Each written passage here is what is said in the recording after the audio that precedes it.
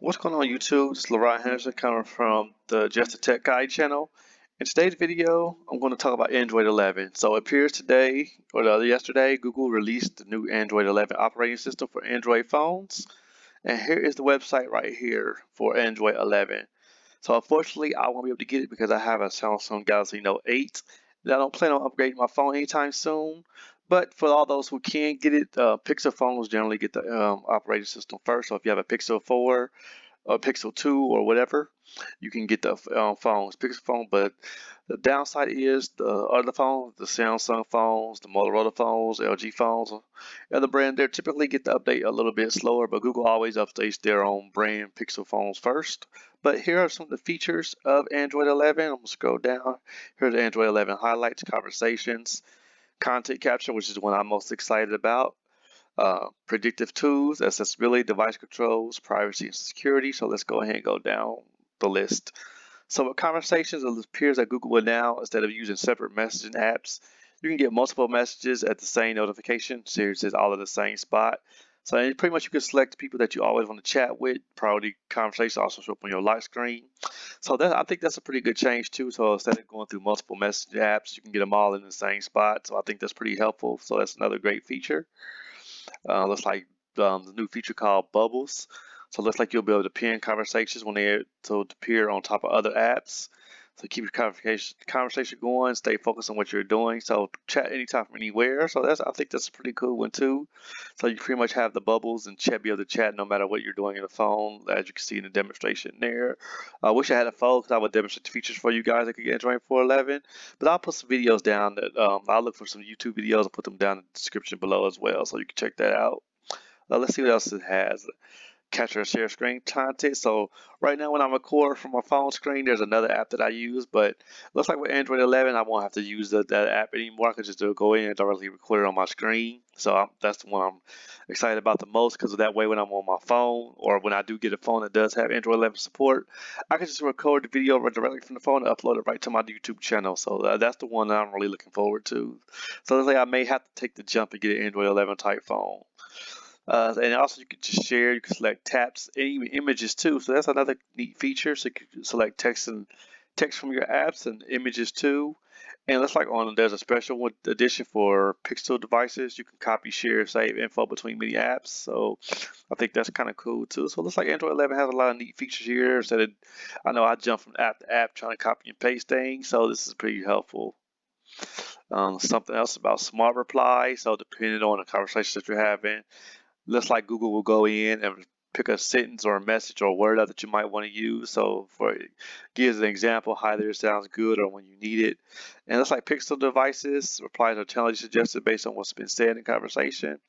So it looks like there's another feature that's specific to Pixel devices, but as different devices get Android 11, I'm sure the manufacturers probably add their own spin on this, as they always do.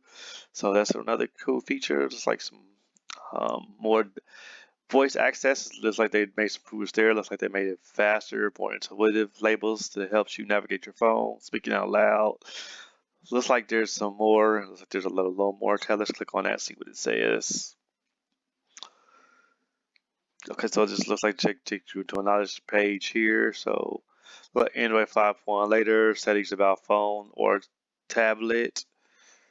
Download voice access, start using voice access. So you can turn on voice access. Let's see what it says here. Up your device settings, accessibility, tap voice access, on off. Okay, so it looks like just the typical Google voice setting, but just like makes it a little bit faster, a little bit better. So that'll help out, because I know there've been times when I said something to do my phone and I have to say it multiple times for it to pick it up and catch it. So hopefully that'll be improved. Looks like this connected devices. I have smart lights here, so oh, cool. So it looks like I have a single place. What does it say? What does it say here? Control your connected devices from one place. So temperature, dim your lights. So I have a lot of smart lights that I use. So this would be helpful for me too. And media controls. So here's a little demonstration what it can do here. What does it say? Do first from your headphones to your speaker without missing a beat. Tap to hear your tunes and watch video on your TV with Android 11, so you can quickly change the device that your media plays on. So That's kind of cool because I also like to do a lot of casting to my TV sometimes, from YouTube to my TV, or from the YouTube to my Google speakers that I have. I have a Google Home Mini, and I have the Google Wi-Fi router. I don't use Android Auto, but it looks like you can connect it without using the cable now, so that's pretty cool too. What else? More app permission settings. It looks like take charge of the with Android. You can choose whether to give apps your download permission to access system data or not, so you can stay better protected. Also, I think this is something new, so you can give apps one-time permissions. I think so. That's a new feature here. Instead of that way, instead of letting it have access permission all the time, now it's like there's a new feature, one-time permissions. That way, so it doesn't have permanent access to. So, for example, I guess if you have an app that you need to give a one-time access permission to do something, you can only give it access that one time, and then the next time it had asked for permission again. So that's cool. Gives you more control over what the permission setting that the apps can have. Let's see what else. Permission auto reset. If you haven't used the app in a while, you may not want to keep access to your data. Okay, so if you have an unused app on your phone, so it looks like it'll reset those app permissions. So another neat feature. Security updates, which is another important feature. So it's like Android 11, you can get even more security and privacy fixes sent to your Google phone from Google Play. The same way all your other apps update, so you get peace of mind. And your device stays on with the most recent defense. So security updates right from Google Play. So it looks like there's a lot of different features here. I'm not going to go through all of those, but I'll put the link to this website in the description too. It's android.com/android11. So like I said, unfortunately, the downside to Google and the Android updates is it's very, very, very fragmented. So while one phone may get the Android 11 update, another may not. It could be several months. It can be a year or two. So Android updates, typically most manufacturers only support 2 years of Android updates. So hopefully if you still have a more recent phone, you'll get the update.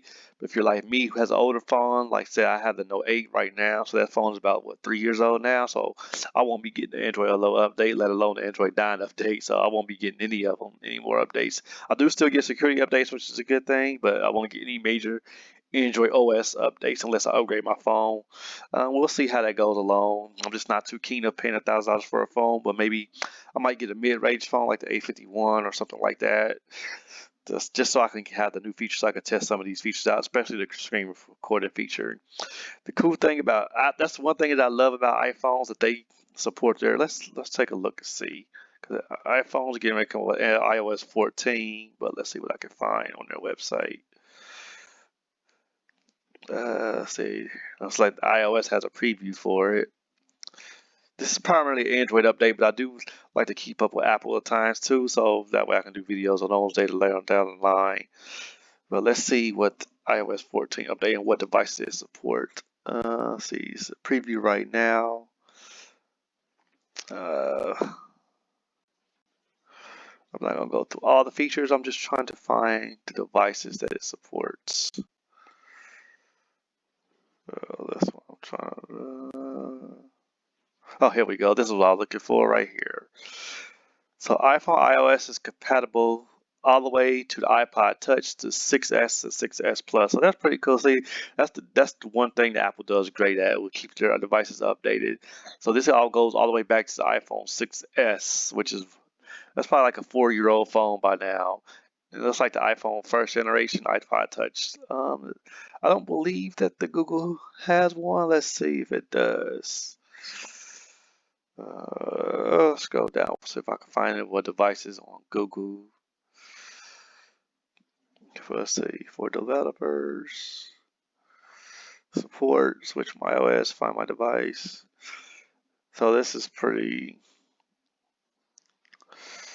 So it doesn't say specifically, but I do know I'm back all the way back to the Pixel 2. I did see that on another website. But yeah, like I said, Apple does a much better job with their software updates than Google and Android does. And the reason being is there are so many manufacturers for Android, from like I said, Samsung, LG, Motorola, the other Chinese Android manufacturers, Nokia, Sony. So it's just multiple manufacturers for Android phones, which is what makes it more difficult to get Android updates when they are first released. So Pixel phones always get them first. I think there's been a new update where Google will support at least 3 years of software updates for their Pixel phones, and Samsung has just recently changed that to 3 years update because it was only 2 with Samsung phones, but they changed that to 3. But that's all I got for now. I just want to show you guys that Android 11 is now out and now available. And hopefully, if you have a phone that you're lucky enough to get it on, if you have a Pixel phone, you probably could just go ahead and download it right away and start using it right now. But other manufacturers, unfortunately, you're just gonna have to wait. So that's all I got for now. I just wanted to go over that with you, the new Android 11 software update. So if you have any questions about it, I'll put some few descriptions below and look out for some more other videos that shows all the features. Since I personally don't have a phone that supports Android 11, but I'll see what other videos I can find out there. I'll put a link to those videos below in the description so you can check it out for yourself, so you can see how others are using Android 11 right now. So don't forget to subscribe to my YouTube channel for more tech tips and tech news. And I appreciate you just watching my YouTube channel, watching this video. And also don't forget to subscribe for more updated videos. So that's all I got for now.